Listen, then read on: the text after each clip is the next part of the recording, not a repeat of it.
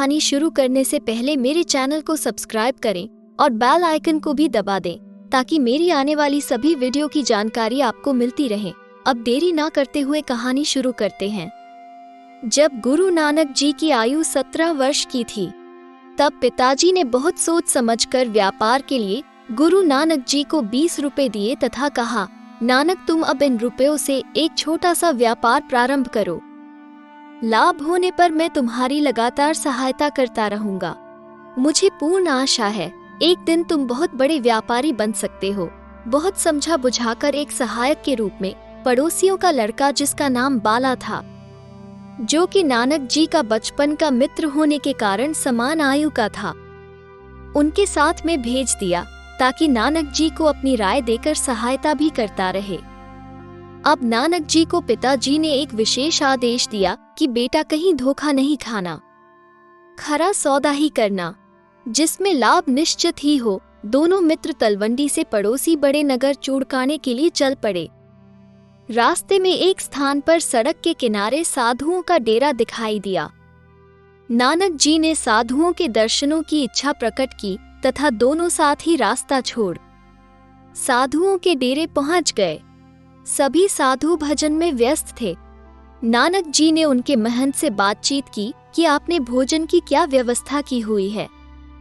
महंत जी ने बताया कि कोई दानी भोजन ला देता है तो हम भोजन कर लेते हैं, नहीं तो बिना भोजन के हम समय व्यतीत करते हैं। ये सुनकर नानक जी ने महंत को 20 रुपए दे दिए तथा कहा कि आप इनसे अपने भोजन का प्रबंध कर ले। किंतु महंत जी ने पूछा, बेटा ये रुपए तुम हम साधुओं को क्यों देना चाहते हो? नानक जी ने कहा, मुझे पिताजी ने एक खरा सौदा करने के लिए भेजा है। मुझे ऐसा लगता है कि इससे अच्छा खरा सौदा और हो ही नहीं सकता। इसमें लाभ ही लाभ दिखाई देता है। तब महंत ने कहा, बेटा हम रुपए नहीं लेते, अगर तुम्हारी इच्छा है तो हमें अनाज ला दो, हम स्वयं भोजन तैयार कर लेंगे। ये सुनकर नानक जी चूड़काने गए। वहां से सभी प्रकार की रसद खरीदकर एक बैलगाड़ी में लदवाकर साधु सन्यासियों को देकर वापस घर को लौटे। तलवंडी गांव के निकट पहुंचने पर अपने गांव की बाहर वाली चौपाल पर बैठ गए तथा बाला को बोले, तुम घर जाओ। जब पिता कालू जी को ज्ञात हुआ कि बाला लौट आया है परंतु नानक जी का कहीं पता नहीं, तो उन्होंने तुरंत बाला को बुलाकर सारी जानकारी प्राप्त की। उनको जैसे ही ज्ञात हुआ कि सभी रुपए नानक जी ने साधुओं को भोजन कराने पर खर्च कर दिए हैं, तो वो क्रोधित हो उठे और नानक जी की खोज में चल दिए। उन्हीं दिनों बहन नानकी जी विवाह के पश्चात पहली बार मायके आई हुई थी। जैसे ही उनको ज्ञात हुआ कि पिताजी क्रोध में है तो वो पिताजी के पीछे चल दी। खोजते खोजते नानक जी पिता कल्याण चंद जी को सूखे तालाब के किनारे की चौपाल पर बैठे मिल गए। तब क्या था, पिताजी ने नानक जी को आ दबोचा तथा पूछा, रुपए कहाँ है? इस बार नानक जी शांत चित बैठे रहे। कोई उत्तर न पाकर कालू जी ने क्रोध में आकर नानक जी के गाल पर जोर से तमाचा जड़ दिया तथा फटकारने लगे।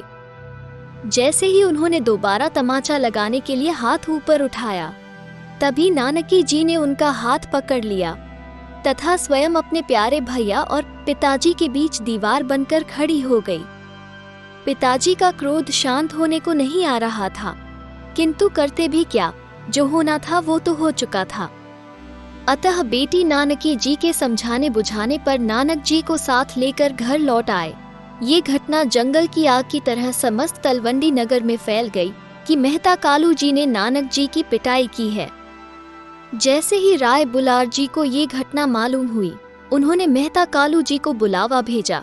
जब पिता पुत्र दोनों राय बुलार जी के सम्मुख उपस्थित हुए तो राय जी ने नानक जी से प्रश्न किया, बेटा तुमने सभी रुपए फकीरों पर क्यों खर्च कर दिए? उत्तर में नानक जी कहने लगे कि मुझे जाते समय पिताजी ने विशेष आदेश दिया था कि देखना बेटा खरा सौदा ही करना, इसलिए मैंने अपनी ओर से बहुत सोच समझकर खरा सौदा ही किया है।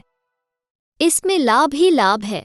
यह उत्तर सुनकर राय बुलार जी ने मेहता कालू जी से कहा, देखो कालू जी, मैं पहले भी कई बार कह चुका हूँ, नानक जी से भूलकर भी अभद्र व्यवहार नहीं करना, परंतु एक तुम हो कि बात को समझते ही नहीं। तथा अपनी मनमानी करते रहते हो। आज से एक बात गांठ से बांध लो कि नानक जी जो भी कार्य करें, जैसा वो चाहे, उसमें बाधा मत डालना। अगर तुम्हें कोई हानि होती है तो मैं उसकी क्षतिपूर्ति कर दिया करूंगा। तभी उन्होंने 20 रुपए मंगवा कर मेहता कालू जी को देते हुए कहा कि यह तो तुम्हारी क्षतिपूर्ति हुई है, परंतु कालू जी यह राशि स्वीकार नहीं कर रहे थे। तब राय जी ने कुछ अधिक दबाव डालकर रुपए स्वीकार करने पर मेहता जी को विवश कर दिया, किंतु घर पहुंचने पर आस पड़ोस में निंदा प्रारंभ हो गई, जिससे मेहता जी ने वो रुपए राय बुलार जी को वापस लौटा दिए। इस घटना के पश्चात नानक जी को पिता कालू जी ने फिर से समझा बुझाकर कहा, बेटा, मेरे शब्दों का कदाचित अर्थ यह नहीं था कि तुम सभी रुपए एक ही बार में परमार्थ के लिए लगा दो। मैं तो चाहता था कि तुम आत्मनिर्भर बनो, ताकि तेरा विवाह भी किया जा सके, क्योंकि तेरी सगाई हुए 2 वर्ष होने को है। इस प्रकार समझा बुझाकर पिताजी ने फिर से नानक जी को व्यापार के लिए राजी कर लिया तथा उनको पंसारी की एक दुकान तलवंडी में चलाने के लिए तैयार कर लिया। वास्तव में नानक जी भी चाहते थे कि वो स्वयं उपजीविका हेतु अपने हाथों से परिश्रम कर तथा स्वावलंबी बने।